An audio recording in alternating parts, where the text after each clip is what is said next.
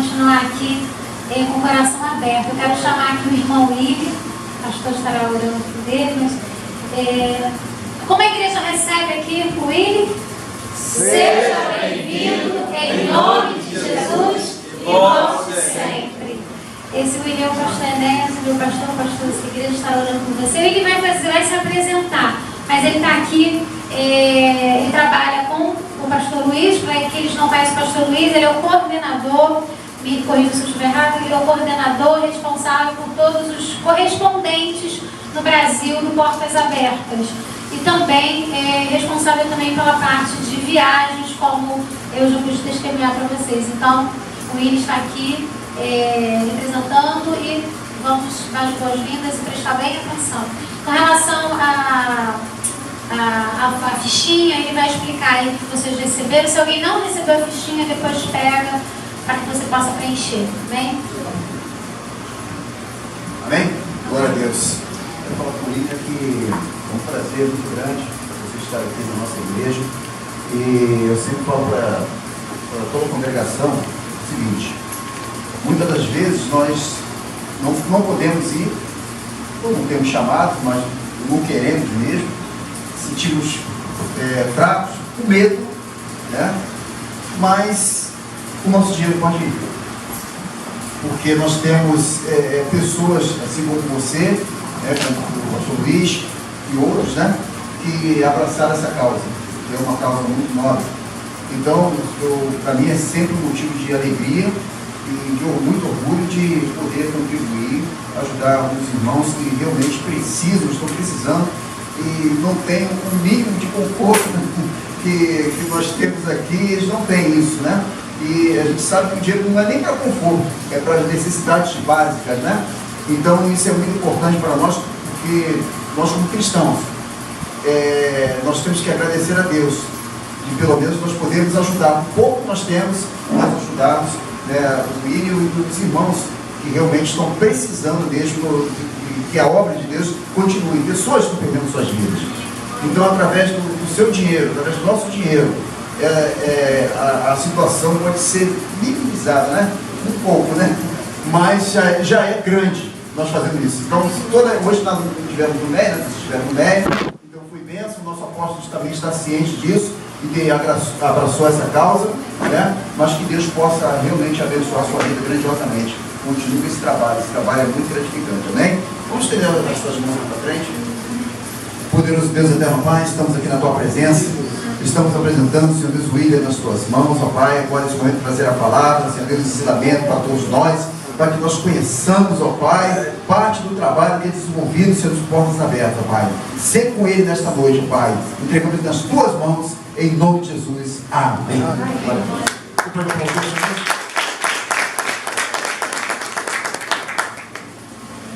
Paz do nosso Senhor Jesus Cristo. Amém. Podem sentar. É uma alegria poder estar aqui nessa noite, em um local onde a gente sabe que a causa da igreja perseguida é conhecida e é bem recebida. Então, para a gente é um privilégio e graças a Deus por isso. Eu agradeço também a André, o envolvimento. Ele já falou muito aos irmãos e a gente vai compartilhar alguns detalhes sobre o que Deus tem feito ao redor do mundo com a igreja perseguida.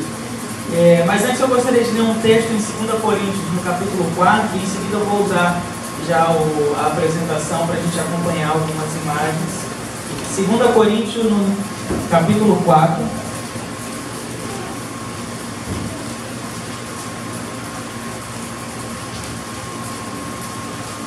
A gente vai ler a partir do versículo 7.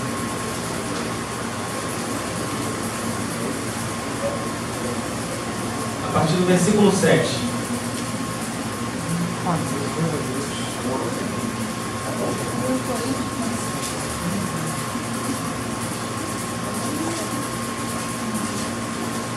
Diz o seguinte, vamos ver a palavra do Senhor.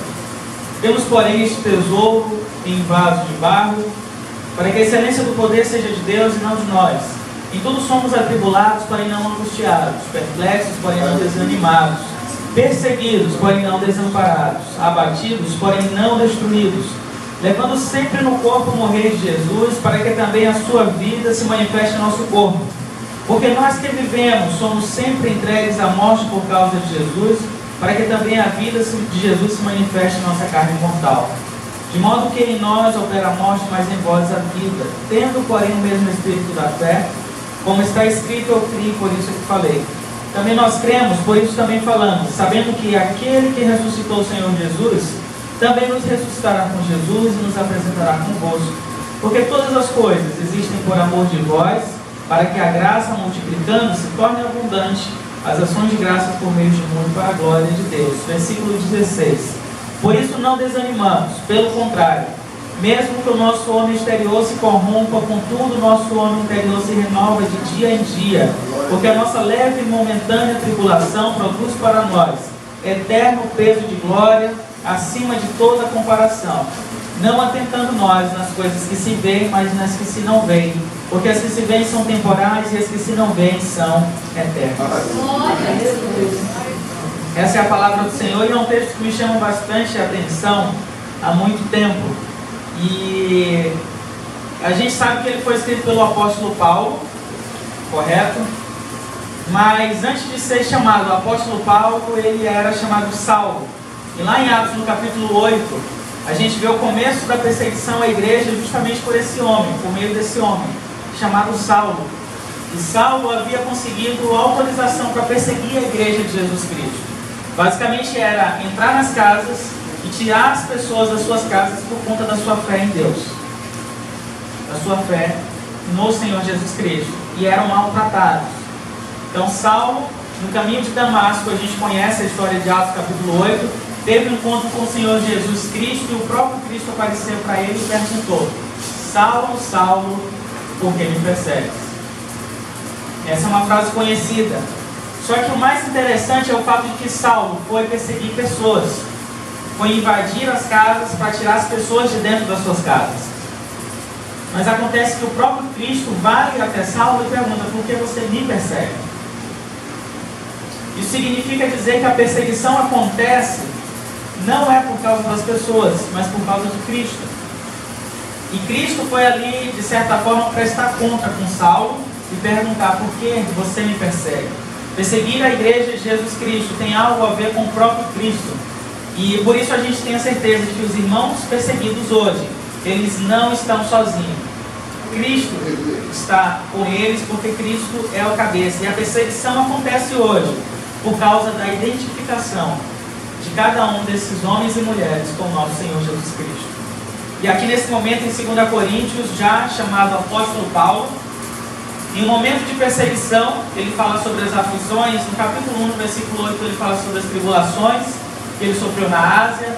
No versículo 9, sobre a sentença de morte. No capítulo 2, versículo 14, ele vai dizer: graças, porém, a Deus que em Cristo sempre nos conduz em triunfo. Mas ele estava sofrendo. Ele estava sendo açoitado, perdeu todas as coisas e corria risco de vida. Mas ele diz: graças, porém, a Deus que em Cristo sempre nos conduz em triunfo. Paulo sabia do que estava falando, porque ele tinha certeza, assim como ele fala no versículo 7, que temos esse tesouro em vaso de barro para que a excelência do poder seja de Deus e não de nós. O triunfo, quem tem é o próprio Cristo, e ele nos dá, ele nos garante também essa vitória. E Paulo possuía esse tesouro, assim como cada um de nós, que é a vida de Cristo em nós. Assim como a igreja perseguida também possui a vida de Cristo dentro de cada um deles. O Novo Testamento praticamente foi escrito sobre perseguição, por cristãos perseguidos. E ali naquele momento, para cristãos perseguidos, que leram os primeiros leitores do Novo Testamento. E de lá para cá, a história também tem registrado perseguição, e isso tem acontecido hoje. Mais de 215 milhões de cristãos atualmente são perseguidos por causa de Cristo. Pode colocar o slide. E esse mapa que a gente vai mostrar, vocês provavelmente também já conhecem, relata os 50 primeiros países onde seguir a Cristo pode custar a vida dos nossos irmãos. E ao olhar para essa imagem, eu gostaria que os irmãos pensassem que não se trata simplesmente de um ranking ou de uma pontuação, mas de vidas como a nossa, irmãos nossos, que estão sob essa situação simplesmente por causa da sua fé em Jesus Cristo. No momento que nós estamos aqui, a gente desfruta desse privilégio, a gente cantou, e que maravilha poder louvar o Senhor.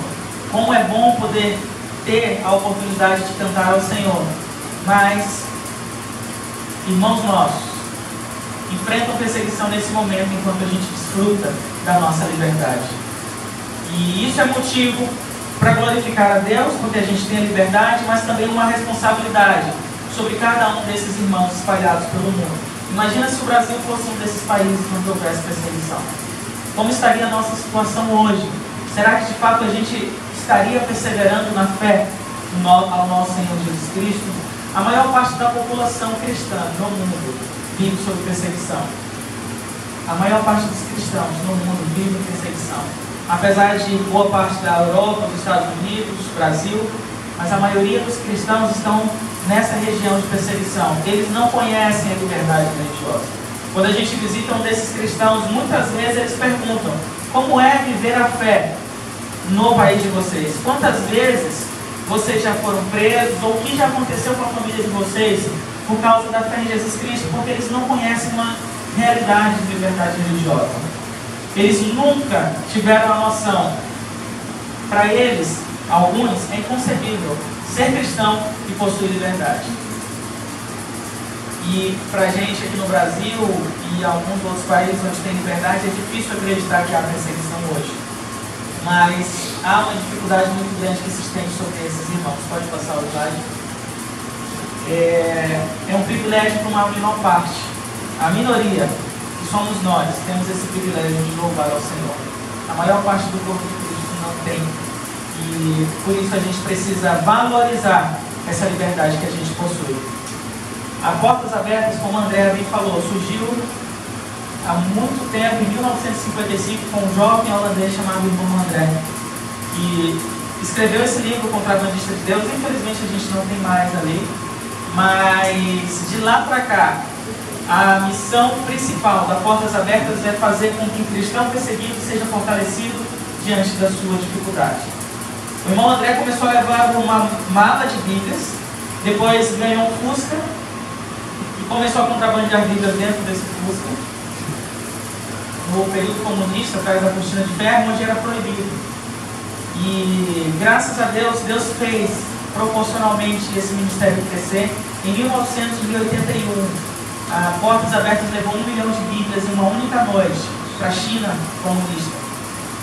Em 1989, 1 milhão de Bíblias para a União Soviética, e todos os anos. O nosso principal trabalho é fazer com que a palavra de Deus chegue na mão dos irmãos. Porque nós acreditamos que todo cristão ele tem o direito de ter a palavra de Deus na sua língua e em suas mãos. Mas, infelizmente, essa não é a realidade, é por isso que nós temos trabalhado para que isso aconteça. E graças a Deus, de lá para cá, o nosso trabalho tem sido servir esses irmãos, servir a parte do corpo que enfrenta perseguição. E eu sempre falo que quando a gente ora por um cristão perseguido, nós estamos orando por um membro da nossa família. Nós estamos orando por um irmão nosso, ainda que a gente não conheça pelo nome. Nós estamos orando por alguém que é parte da mesma família, que tem o mesmo pai, mas que Deus ele conhece, ainda que a gente não saiba chamar pelo nome. Então ore pela igreja perseguida, porque a gente vai cumprir aquilo que a palavra de Deus nos diz em 1 Coríntios 12, 26. Se um membro do corpo sofre, todos sofrem com ele. E o texto que a Andréa leu também no começo, Hebreus 13:3, que nos diz para que a gente lembre dos presos, como se presos com ele, dos que sofrem maus tratos, como se com efeito nós mesmos sofrêssemos um pouco.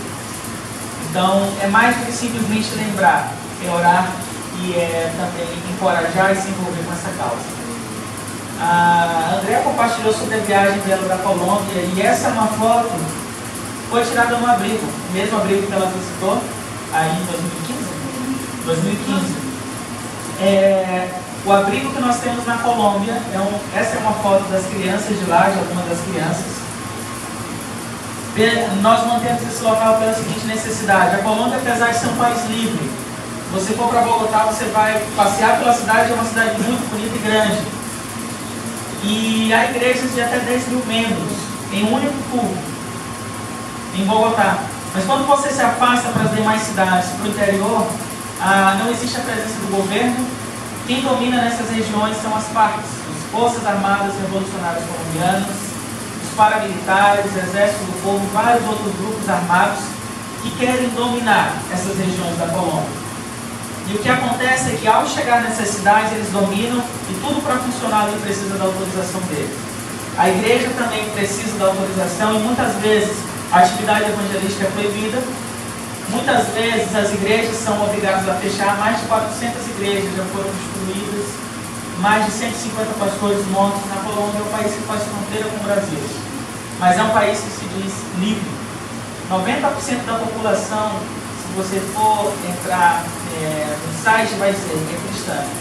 Mas hoje, atualmente, há em média 1 milhão de refugiados internos deslocados por causa dessa situação.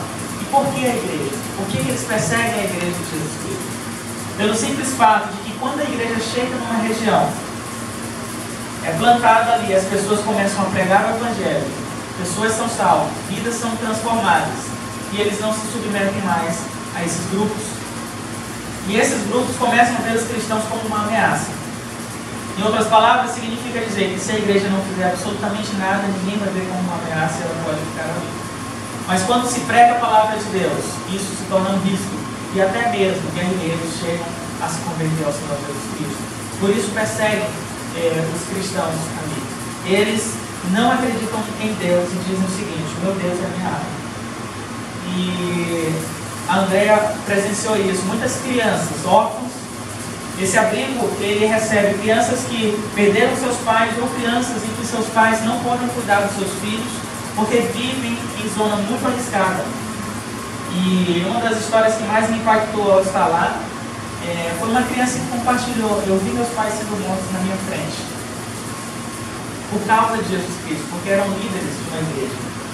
Essa mesma criança, depois de tempo, disse o seguinte: eu gostaria muito de ter a oportunidade de conhecer aqueles que mataram os meus pais, porque eu queria dizer para eles que eu já os perdoei.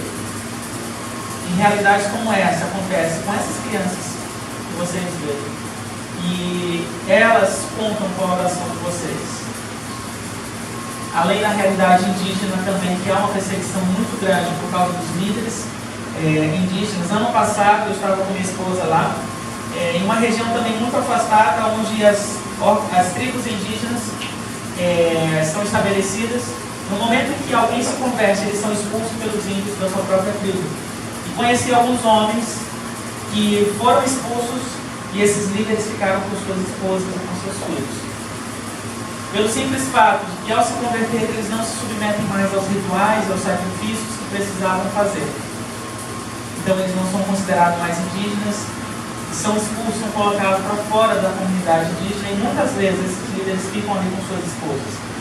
Orem, porque muitos desses homens ainda estão sem as suas esposas em seus lares.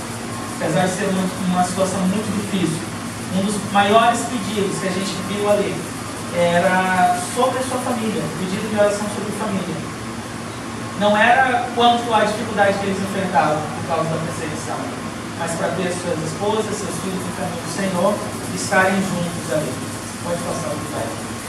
Além da realidade da Colômbia, a perseguição ela se estende ao norte da África, que é uma região que também tem enfrentado grande dificuldade. Um dos episódios e que tem se repetido atualmente, e a gente lembra das crianças que foram sequestradas no Chibok, norte da Nigéria, em abril de 2014. Graças a Deus, foram quase 300 crianças, na maioria cristã. Graças a Deus, a maior parte delas já regressaram para seus lares. Recentemente houve outro sequestro de mais crianças. E isso é uma realidade constante ali na Nigéria. Esses homens que estão reunidos são pais que perderam suas filhas, e a Portas Abertas foi lá onde eles, para fazer um trabalho de aconselhamento, de encorajamento, e muitos deles falaram: nós perdoamos aqueles que levaram nossas filhas. E eles dizem o seguinte: porque a palavra de Deus nos diz que nós devemos perdoar, então nós perdoamos. E eles disseram: por causa das orações de vocês, a gente pode permanecer firme aqui. Então, meus irmãos, eles contam com as orações de vocês. Independente do seu conhecimento, da sua idade, fazer parte desse corpo é ter uma responsabilidade também. Recentemente a gente perguntou para um cristão perseguido qual é o maior medo dele. Qual o maior medo? E ele falou o seguinte: meu maior medo é de ser esquecido. o meu maior medo é ser esquecido. Ele não falou, o meu maior medo é perder minha casa, meus bens, minha família, ou morrer. Meu maior medo é ser esquecido. Porque imagina só viver todas as dificuldades que eles vivem, sendo esquecido pela outra parte da igreja de Cristo, sendo esquecido pelos seus próprios irmãos. E aqui nessa noite a gente tem a oportunidade de conhecer sobre essa realidade e garantir que isso não aconteça, de que eles não serão esquecidos. Através das nossas orações, das doações, como o pastor falou, e também de compartilhar sobre essa realidade com outras pessoas. E vocês podem fazer a diferença na vida desses irmãos. Pode passar. Ali na África, um dos principais grupos que tem perseguido a igreja de Jesus Cristo, o Boko Haram, como vocês já conhecem. O grupo Seleka e o Al-Shabaab são outros dois grupos também que constantemente atacam a igreja de Jesus Cristo, e o propósito deles é fazer com que o evangelho suma daquela região e que o islamismo seja a religião oficial e que todas as pessoas pensem da mesma forma. Aí nessa foto, se você pode reparar bem, é uma igreja na África, na Nigéria, uma igreja que foi destruída pelo grupo Boko Haram, que foi atacada por esse grupo. Mas ao mesmo tempo a gente vê, depois de atacada, os irmãos continuam realizando seus cultos ali. Continuam adorando a Deus, mesmo sem teto e sem parte das paredes. Eles estão ali, e é isso que as orações de vocês, ela pode proporcionar. O nosso desejo é fazer com que esses irmãos sejam encorajados e permaneçam firmes. Embora haja dificuldade e haja muito sofrimento, e o texto diz que vai haver sofrimento.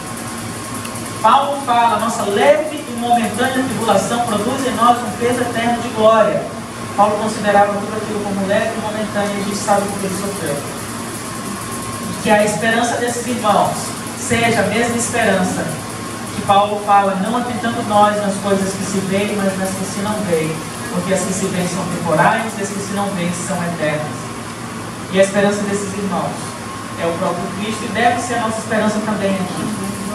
Mesmo vivendo em um país onde há liberdade, nós precisamos estar convictos, esperando pela volta do Senhor.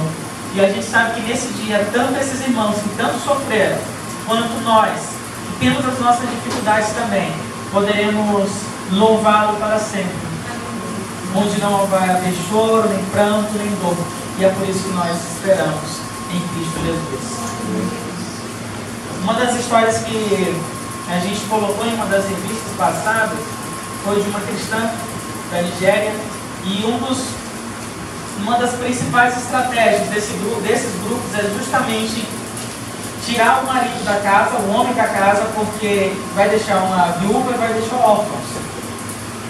Órfão e viúva são pessoas vulneráveis, principalmente se tratando da Nigéria, porque a mulher não pode trabalhar, a criança também não, e sem o marido em casa não tem fonte de renda. E os grupos têm feito isso justamente para poder dominar muito mais facilmente as cidades. E a história dessa mulher foi que seu marido foi assassinado pelo grupo Boko Haram, assim como acontece constantemente com várias outras mulheres. E ela possuía algumas filhas e não podia mais cuidar das suas filhas porque lhe faltava mantimento, lhe faltava alimento, pela situação difícil. Quem é mãe, quem é pai sabe como é difícil manter uma família. Aqui no Brasil, imagina numa situação como essa, onde há perseguição, onde não há outra fonte de renda se não for o marido. E essa mulher pensou na possibilidade de dar uma das suas filhas para uma outra pessoa qualquer, porque ela falava o seguinte: se eu der, pode ser que ela sobreviva, se ficar comigo, com certeza vai morrer de fome. E a criança, conversando com sua mãe, uma das crianças falou o seguinte: mamãe, a palavra de Deus nos diz que Deus é pai dos órfãos e protetor das viúvas. Não é verdade? Salmo realmente diz isso. O que responder diante de uma situação dessa? Aí a criança falou o seguinte: eu vou orar e jejuar por 3 dias para ver o que Deus pode fazer, porque eu creio na palavra dele. No 3º dia, essa mãe foi chamada na comunidade, na sua aldeia onde ela morava, caminhou alguns minutos até lá, e chegando lá, missão Portas Abertas estava com alimento, com roupa, e tudo que ela precisava para o seu trabalho. Glória a Deus. E aí ela diz o seguinte: Deus respondeu às orações da minha filha por meio da Portas Abertas. Pedi a Deus para me perdoar por ter duvidado das suas promessas de nunca me deixar nem desamparar. Isso não acontece porque eles são portas abertas, mas porque primeiro é Deus atuando na vida desses irmãos, e depois porque vocês oram, vocês ajudam, porque a gente não tem condição de fazer nada. Nós não somos ninguém à parte do corpo de Cristo. Nós somos, talvez, como o pastor falou, algumas pessoas que vão até lá para fazer.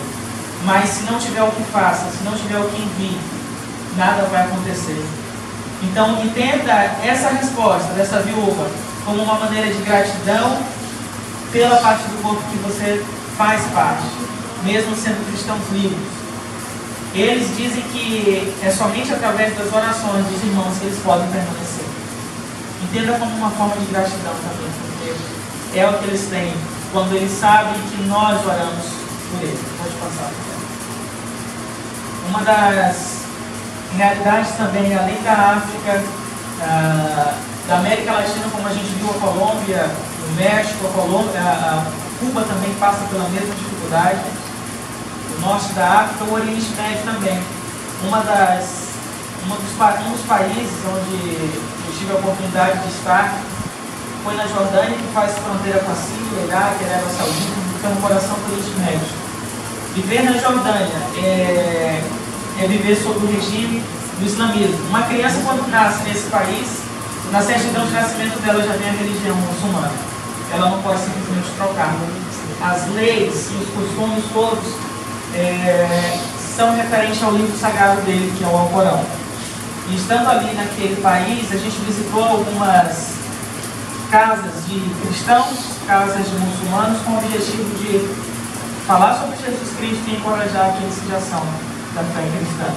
E estando ali no norte da Jordânia, na cidade de Al-Mafraq, nós tivemos a oportunidade de conhecer também um campo de refugiado que abriga pessoas que fogem do Iraque, pessoas que fogem da Síria, por conta da guerra que começou há algum tempo.